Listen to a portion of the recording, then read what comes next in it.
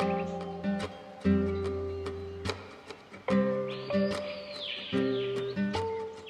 and welcome back to my Valentino Bay city build series on Cities Skylines 1. In the last episode, we built the Soviet-inspired high-rise brutalist residential area. It was my first time trying a build like this and I actually really enjoyed it. So today we're going to carry along with this theme and add some commercial to this area. Now that we've got a whole load more people living here and a relatively large industrial area off to the north, they're going to need some commercial buildings for goods and employment. It's going to help to bridge the gap in between the town and the industrial area so that we don't have this large expanse of empty land. So let me get stuck in.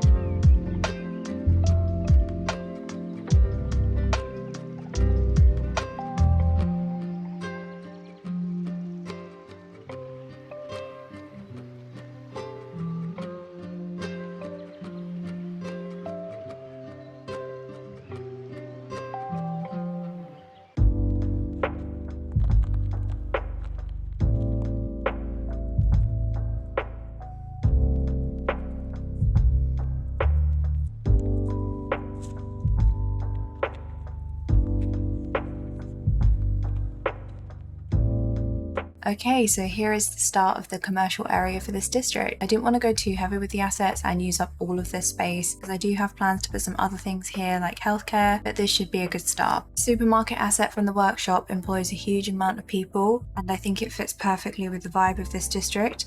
I added a few decals around just to kind of liven up the place a bit, and I put some trees down the edge because obviously this is bordering the really nice flats and they probably don't want to look at the roof of a supermarket.